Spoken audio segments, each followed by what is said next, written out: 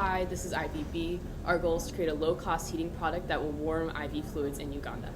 So our device has been decomposed into two parts, the heating mechanism and the jacket that attaches the heating mechanism to the bag.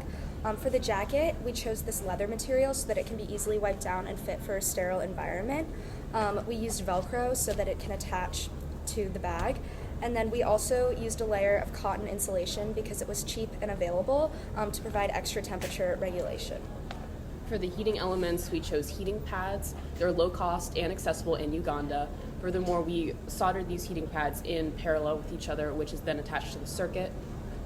Yeah, and then so talking about how we're actually going to heat this up, we're using an electric circuit using Arduino. And a great thing about the heating pads is they're really easy to control. We can just turn them on and off, and they also heat up really quickly. And so we created a thermostat circuit in order to control the heating mechanism.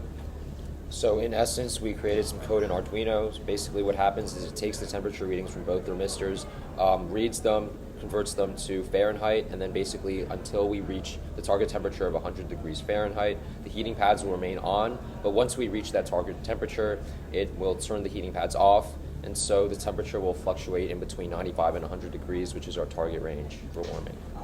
To demonstrate, a nurse will take the IV bag, place it in the heating pad, the Velcro straps, then attach the bag. They'll then attach these loops,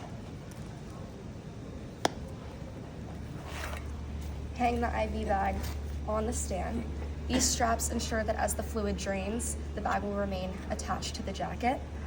Then all that's left is to plug the bag in. Electricity is a resource that's available in the Ugandan hospitals that will be using these IV bags, and the Arduino code naturally regulates the temperature.